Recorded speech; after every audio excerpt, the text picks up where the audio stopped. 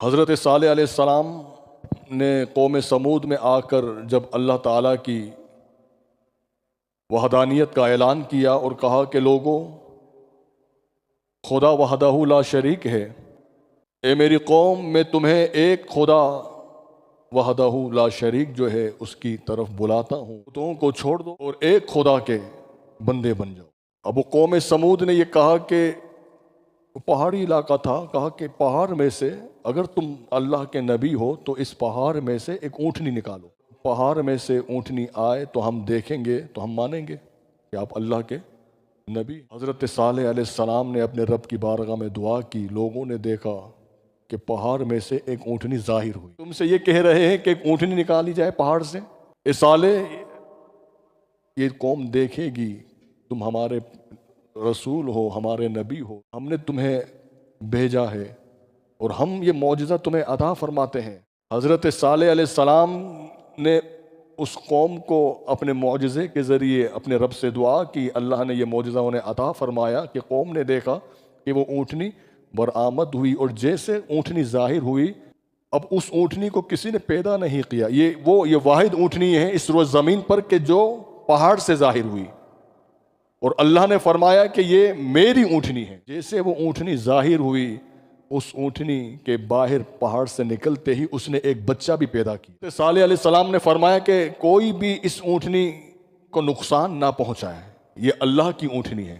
دن اونٹنی کے پانی پینے کا دن ہوگا، ایک دن تم پیو، تمہارے جانور پیے، مگر اس اونٹنی کی یہ ایک خصوصیت تھی کہ جس دن وہ پانی پیتی تھی کوئی اور پانی نہیں پیتا تھا، اور جب اونٹنی پانی پیتی تھی تو پورا گاؤں اس اونٹنی کا دودھ پیتا تھا۔ اب لوگ دیکھ رہے ہیں، کچھ لوگ ایمان لے آئے، آپ کے اس معجزے کو دیکھ کر وہ ایمان لے آئے۔ تو کچھ لوگ ایسے تھے جو حاسدین تھے، وہ دیکھ رہے تھے، انہوں نے کہا کہ ہمیں اس اونٹنی کو اب ختم کرنا چاہیے۔ حضرت صالح علیہ السلام نے پہلے فرمایا کہ دیکھیں اس طرح کی سوچ بھی مت رکھنا، یہ اونٹنی اللہ کی ہے۔ سردار تھا جس کا نام جندع بتایا جاتا ہے، وہ ایمان لے آیا۔ نے جب یہ معجزہ دیکھا، کہا کہ یہ اللہ تعالیٰ کے نبی ہیں، کہ دعا کے لیے ہاتھ اٹھایا اور ان کی دعا قبول ہوئی، اور ہم نے جو چیز طلب کی، جو چیز ہم نے مانگی، اللہ نے انہیں وہ عطا کر فرما دی۔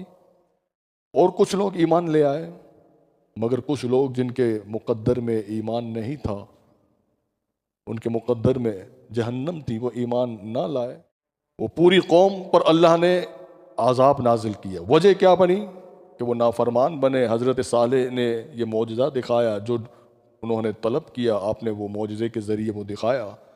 حضرت صالح علیہ السلام پر پھر بھی کچھ لوگ ایمان لائے، کچھ نہیں لائے۔ بالآخر یہ ہوا کہ حضرت صالح علیہ السلام کی اونٹنی کو کچھ لوگوں نے مار دیا۔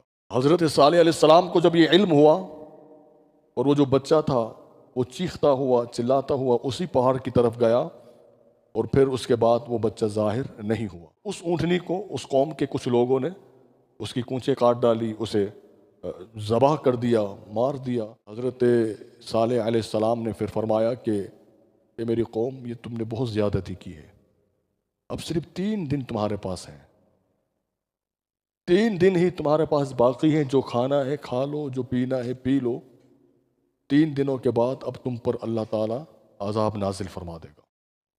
یہی ہوا کہ ایک دن ان کے چہرے کا کلر زرد ہونے لگا، تبدیل ہونے لگا، دوسرے دن اور تبدیل ہوا، جب تیسرا دن آیا تو اس پوری قوم کے چہرے کا کلر کالا ہو چکا ہے، اور آسمان سے اس قدر خوفناک آواز آئی، اور اس آواز کے ساتھ زلزلہ آیا، جس کی وجہ سے حضرت صالح علیہ السلام کی پوری قوم سوائے چند لوگوں کے جو ایمان لائے وہ تباہ ہوئے، وہ ہلاک ہوئے، اور اللہ کے عذاب میں گرفتار ہو کر فی النار ہوئے۔ یہ واقعہ حضرت صالح علیہ السلام کی دور جو ہے آپ کے دور میں ہوا، اور اللہ تعالیٰ نے صالح علیہ السلام کو بھی یہ مقام عطا فرمایا کہ معجزے کے طور پر انہیں اونٹنی جو ہے ظاہر فرمائی، مگر لوگوں نے قدر نہ کی۔ اللہ تعالیٰ ہم سب پر کرم فرمائے۔ تیرا واغہ کیا جو